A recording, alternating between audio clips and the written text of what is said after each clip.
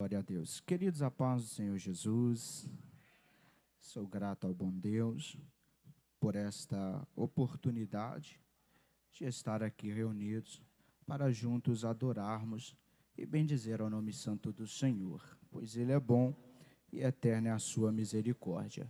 Tenho por costume expressar que nenhum de nós merecíamos estar aqui, mas ainda bem que a graça nos alcançou, não é verdade? Evangelho de Jesus Cristo, conforme escreveu Mateus, capítulo de número 21 e o verso de número 12. Mateus, capítulo 21, verso 12. Prometo aos irmãos que eu não serei extenso, não quero enfadá-los, mas eu quero expressar aquilo que o doce Espírito colocou ao meu coração. Aproveitando o ensejo, quero exterminar minha gratidão, pastor Misael, pela oportunidade, pelo convite, meu pastor presidente, Joedi Firmo, e toda a igreja, que Deus possa abençoar de uma forma extraordinária. A tradução que eu estou usando é a NVT, tá bom? Talvez se difira um pouco da tradução dos irmãos. Mateus capítulo 21, verso 12, que diz assim: Então Jesus entrou no templo de Deus e começou a expulsar todos que ali estavam comprando e vendendo animais para os sacrifícios. Derrubou as mesas dos cambistas e as cadeiras dos que vendiam pombas, dizendo: As Escrituras declaram: Meu templo será chamado casa de oração, mas vocês o transformaram num esconderijo de ladrões. Os cegos e os coxos vieram a Jesus no templo e ele os curou.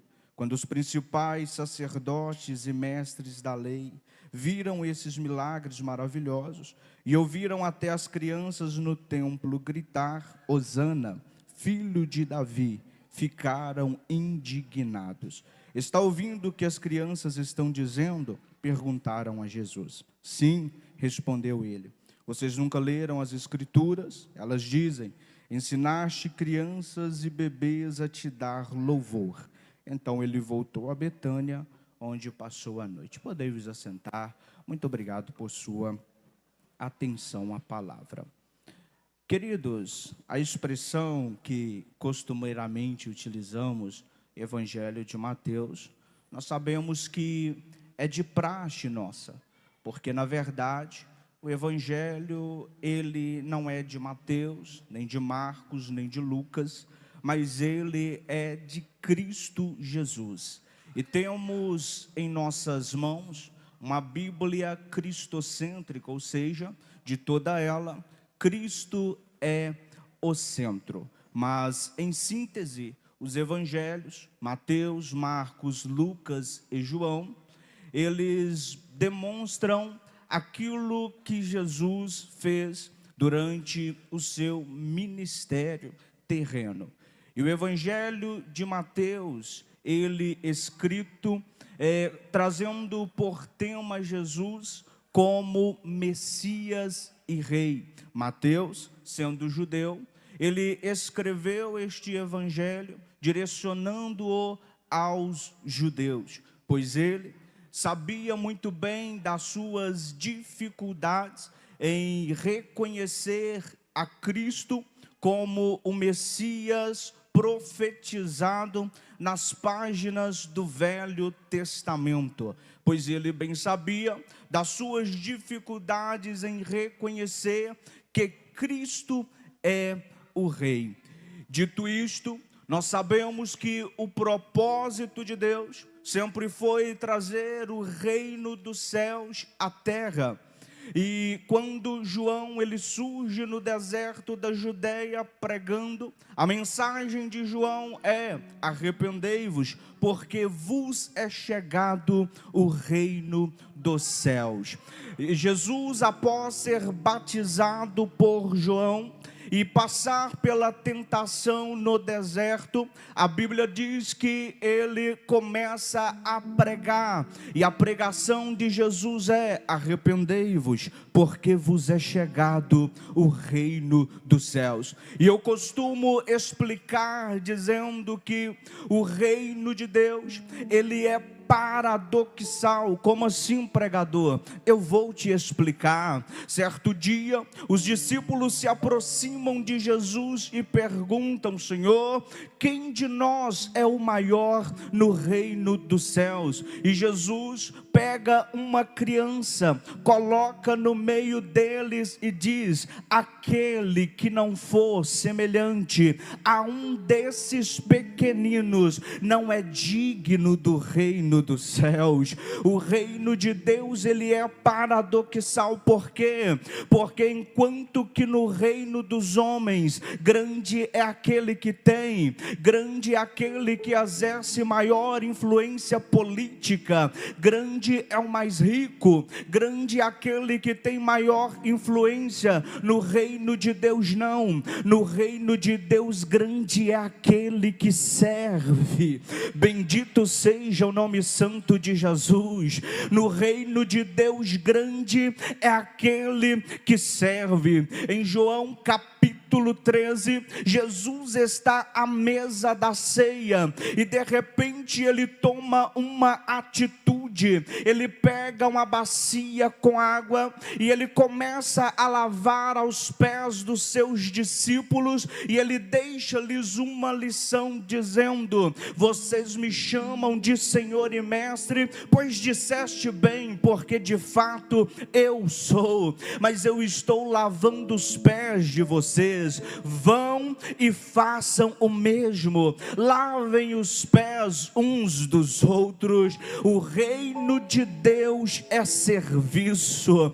O reino de Deus é serviço. Filipenses capítulo 2, versos 5 e 6, Paulo escrevendo à igreja de Filipos, ele diz: de sorte que haja em vós o mesmo sentimento que também houve em Cristo Jesus, que mesmo sendo Deus, não teve por usurpação ser igual a Deus, mas aniquilou-se a si mesmo como servo, assumindo a forma humana, e achando-se na forma humana, foi obediente até a morte, e morte de cruz. O reino de Deus é serviço. No reino de Deus, ninguém canta apenas para ser aplaudido e receber troféus. No reino de Deus, não pregamos apenas por mero exibicionismo teológico, não.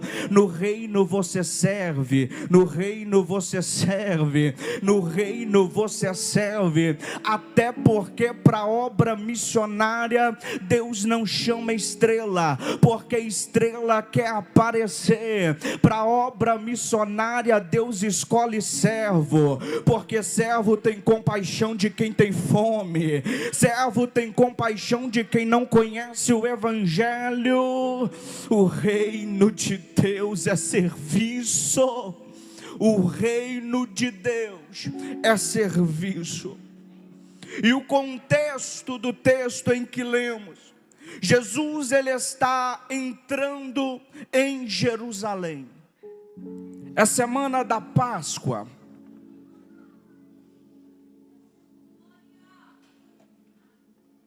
É semana da Páscoa. A cidade está lotada de pessoas, porque haviam duas festas que todo judeu tinha por obrigação participar delas, que é a Páscoa e a festa do Pentecostes, que acontecia 50 dias após a Páscoa. E agora Jesus ele está entrando em Jerusalém, montado em um jumentinho, e a multidão ela está clamando: bendito é o que vem em nome do Rei. Bendito é o que vem em nome do Rei. Eles estão estendendo ramos de árvores. Jesus ele entra e a multidão eles gritam: Hosana, filho de Davi. Bendito é o que vem em nome do Senhor. Hosana no mais alto céu. Jesus entra em Jerusalém e ele então se dirige ao templo. E aqui que eu quero chegar com você. Porque Jesus, ele entra em Jerusalém e ele se dirige ao templo. Jerusalém fala de exterior e o templo fala de interior. E quando Jesus ele entra no templo, ele não gosta do que ele encontra lá dentro. Porque o que atrai a Jesus não é o que está fora, o que atrai a Jesus é o que está dentro, e o que está do lado de dentro não está condizendo com o que estava acontecendo do lado de fora, porque em muitos lugares por aí, do lado de fora até levanta a mão, no exterior até glorifica, até prega, até tem uma eloquência bacana, mas do lado de dentro tem algo que Jesus não está agradando, e é por isso que ele entra, porque ele precisa remover o que não lhe agrada. Eu sinto a graça de Deus aqui nesta tarde, e pela autoridade do céu eu quero dizer esta tarde, Jesus está entrando no interior de pessoas aqui, ele precisa mudar do lado de dentro. É por isso que o evangelho, ele não transforma de fora para dentro, é de dentro para fora, de dentro para fora, de dentro para fora. Jesus entra no templo, e quando ele entra, ele começa a expulsar todos que estavam comprando e vendendo animais para sacrifícios. Ele começa a expulsar. E o texto diz que ele derrubou as mesas dos cambistas e as cadeiras dos que vendiam pombas. Ele entra no templo, eles estão comercializando o que não era para comercializar, e no local em que não deveria comercializar, porque sacrifício não se compra, sacrifício cada um tinha que trazer o seu, e tinha que ser sem mancha, sem mácula, tinha que ser perfeito para apresentar diante do Deus que é perfeito. Mas vender sacrifício na porta do templo é inovação. E quem sabe alguém até estava gostando da ideia, mas no reino de Deus nós não necessitamos de inovar, o que necessitamos é de renovação. Assim como era antes, continua sendo hoje. Tem gente que vem para o culto todos os dias, mas ainda não sabe o que é culto. Mas se você entrou aqui esta tarde, trouxe sacrifício, trouxe sacrifício, se trouxe, entrega para ele, entrega para ele, porque ele está aqui para receber o teu sacrifício. Eu sinto a graça de Deus aqui. Ele entra no templo e ele vai derrubar as mesas. Se Jesus derruba as mesas, tudo que está em cima vai cair. As moedas, as gaiolas, o que está em cima vai ser derrubado. A primeira impressão que temos é de que parecia ser uma organização, estava organizado. Mas Jesus ele chega derrubando mesas e derrubando cadeiras, porque Jesus ele não agradou do que estava acontecendo, e quando não está do jeito dele, ele precisa mexer para colocar do jeito que precisa ficar. Jesus ele vai mexer, Jesus ele vai entrar no interior. Paulo expressou que nós somos o templo do Espírito Santo, e ele vai entrar no teu interior, ele vai mexer naquilo que quem sabe você pensa que é organização, mas Jesus está dizendo, não está do jeito que eu quero, eu preciso tirar. Ele vai entrar no teu coração, porque o Espírito Santo de Deus diz no íntimo da minha alma, esta tarde tem mágoa que precisa ser tirada. Ele precisa mexer no interior. Ele derruba as mesas e derruba as cadeiras dos que vendiam pombas. Quem participa de escola bíblica sabe que uma das maiores simbologias da pessoa do Espírito Santo é a pomba. Só que agora elas estão presas, elas estão engaioladas. Sabe o que o Senhor disse a mim? Tem muitos por aí que estão querendo colocar o Espírito Santo na gaiola. O Espírito está dizendo: não vá, não faça, não toque, não pegue, não ouça, não veja, não feche o acordo. Mas aí a pessoa bate no peito e diz: eu posso, eu faço, eu quero, eu vou. Mas esta tarde, quem tem ouvidos para ouvir, ouça o que o Espírito diz à igreja. Quem é guiado pelo Espírito não peca, e se pecar, tem temor. Urabacancho, urimicandarabaxuriandarabai. Quem é guiado pelo Espírito anda conforme o Espírito. E a expressão de Jesus, as Escrituras declaram: a minha casa. Veja o pronome possessivo de Jesus dizendo: a minha casa será chamada casa de oração.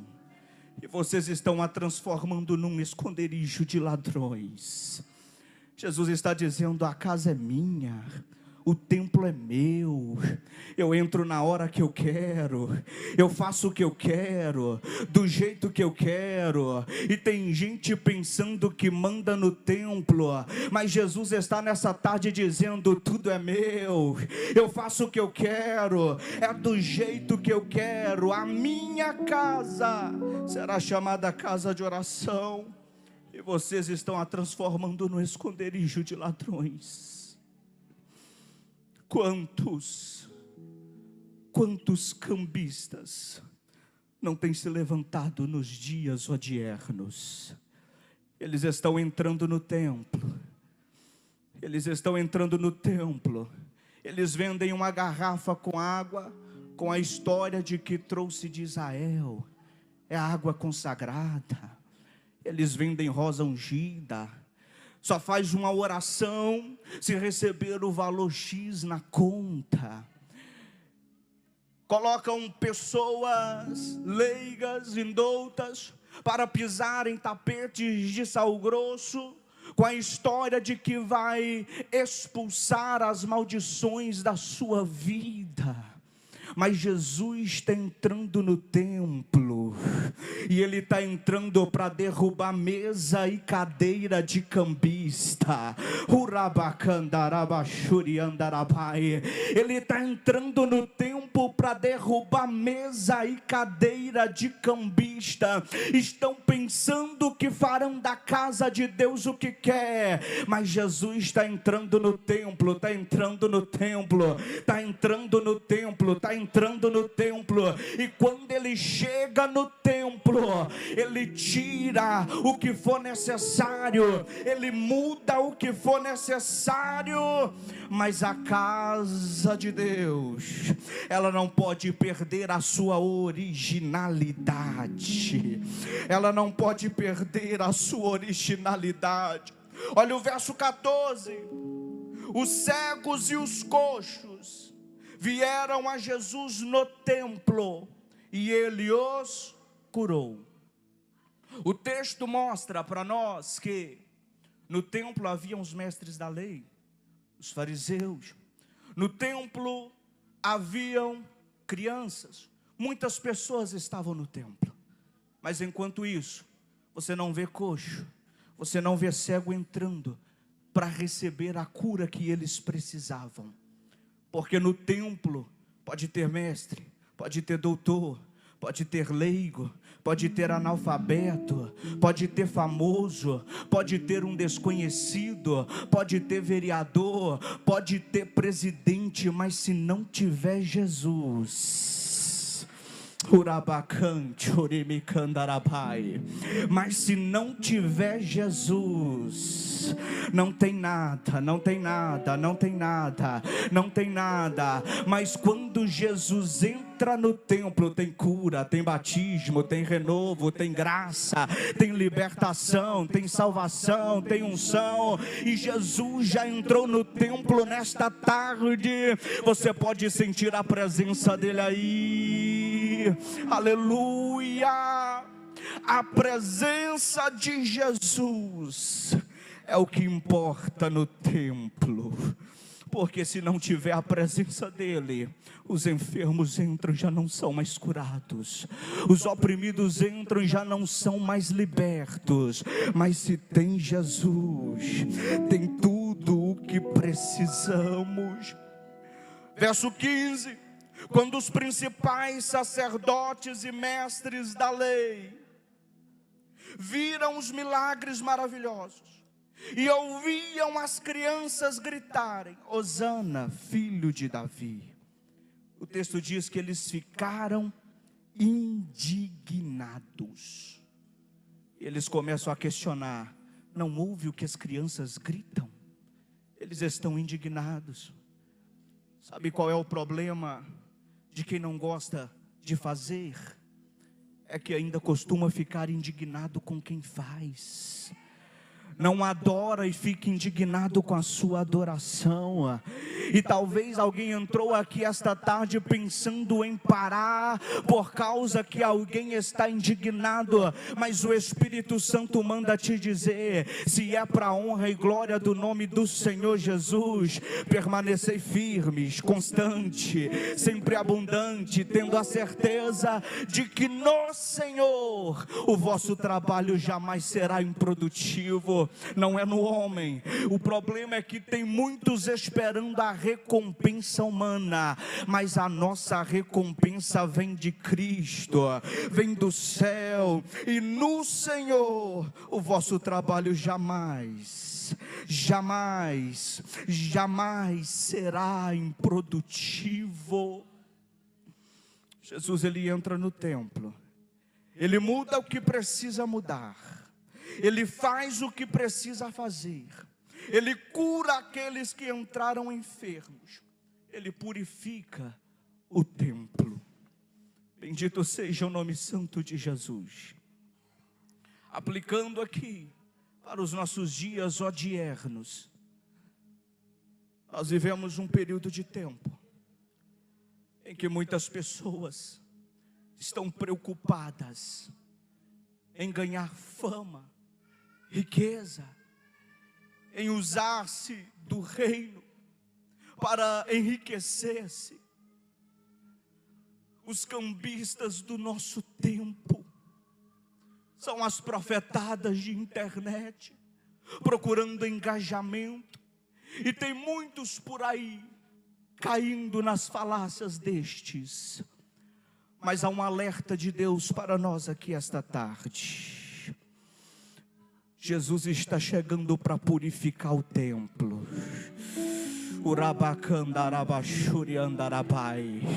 Há um novo tempo de Deus chegando para a nossa nação. Há um novo tempo de Deus chegando para a igreja brasileira, porque Jesus já está começando a purificação do templo. Tem coisa que precisa ser tirada, tem máscara que precisa ser arrancada, tem coisa que ele não está agradando. Mas Jesus vai começar a revirar a mesa. Jesus vai começar a revirar as mesas. Porque quando a presença de Jesus não está no templo, tem espaço para imoralidade na mesa.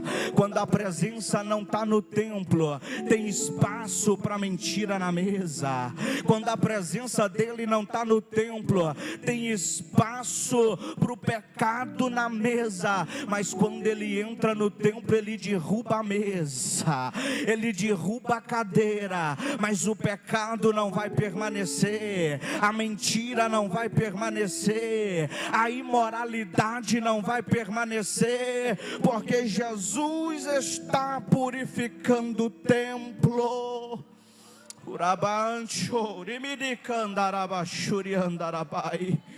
Eu sinto a graça dele aqui.